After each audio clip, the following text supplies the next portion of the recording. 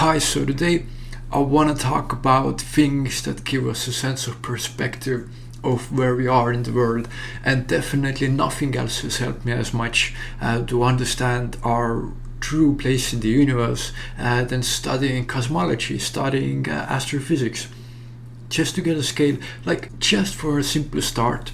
There are, in an observable universe, not the entire universe. We have no idea how far the actual universe extends. It might be infinite, it might be closed, it might be open, it might be curved. The observable universe, only the part that enough time has passed that the light from those distant places, the most distant places, have had time to reach us. What is that? 13.7 billion years, which to a human mind doesn't say a lot, but it's a long time. 13.7 billion years. So anyway, just thinking about hundreds of billions of galaxies in this space that we can see in the observable universe, and each of those 100 billion galaxies containing around 100 billion stars. Some of course much bigger, some much smaller, but on average. Now, the most normal reaction for a human brain while trying to contemplate these kind of numbers is to just sort of shut off the brain, because there's no real way to deal with hundreds of billions. In the course of our natural evolution, we never encountered hundreds of billions of anything that we could comprehend.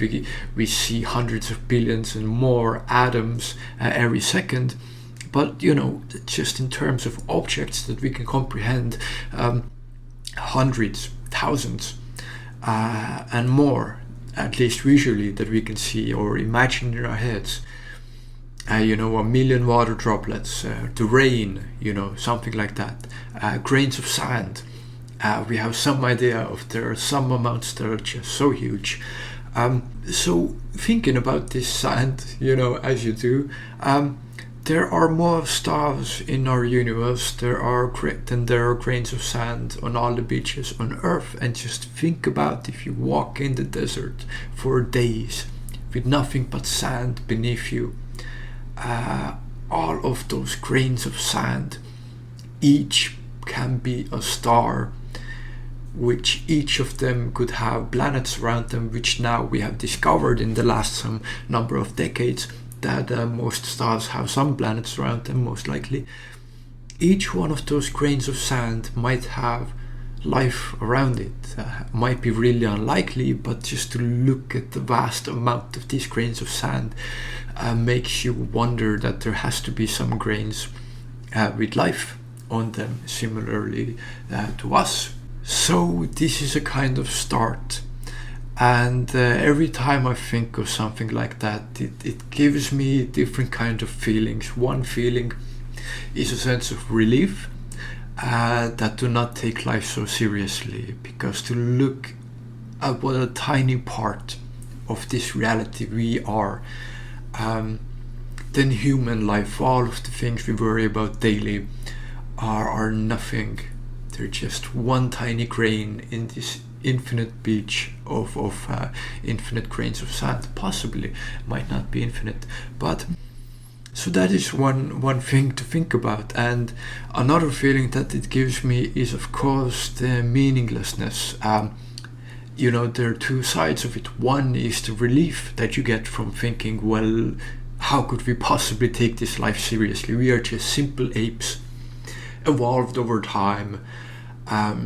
We have animals that are a bit more simple than us, spending their time in nature, doing what they're supposed to do. And then there are us, where our brains sort of hijacked us, and it has taken us to wonderful places, but also weird structures of organizing society in ways that benefit only a small, minute amount of human beings, while others toil and work their entire lives to generate wealth to these just handfuls of people who own obscene amounts of wealth, these top monkeys that own this wealth. It's funny that we're talking about the universe and then we end up talking about wealth inequality, which is a serious thing, but I believe we will overcome it. Capitalism itself has created the internet, which has enlightened so many people, including me, about what's really going on in the world and in reality. So I wanted to talk about this Hubble Deep Field picture, and it is a beautiful picture. They were just looking at a part of the sky that seemed the most empty that it could be, and they just wanted to see what they find. If they just take a picture of the emptiest part of the sky that they could look at totally randomly, and essentially they took a picture of the size if you would take like a penny or just a small coin, a euro coin, something like that, and hold it at arm's length and look at it in the sky. A small portion of the sky than what you would see. And what you would see is this picture right here from that small part of the sky. Now this is such a deep image that most of the lights that we see here are galaxies and not stars, those tiny dots. And if we zoom in, just thousands of galaxies, each one having hundreds of billions of stars. Imagine the life and civilizations and the importance of each one of these to whatever beings existing there. Their entire world is just a blip of light to us, and we think that we are so important. Countless lives, possible lives, and to me, I was going back and forth on, is there life in the universe? There are many good arguments for and against. My opinion has evolved into something like, we have just woken up and started looking at the sky, and we don't see anything immediately, and so we're so quick to say, oh, we must be empty. Now to a point where to me it seems absurd to make this claim that we are alone in the universe, unless you assert some kind of really good logic that we do live in a simulation, or that God created the universe specifically for us. But looking at all of these places with billions, trillions of stars makes me think that there has to be life on one of these. It would be absurd if it were not. Both ways it is absurd. It is absurd in any case. And all of this we see from a tiny coin in the sky. We see thousands of galaxies. And just imagine the life on there is crazy.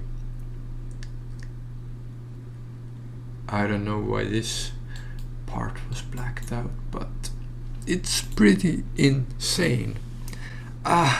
So if we go on a trip like that, then that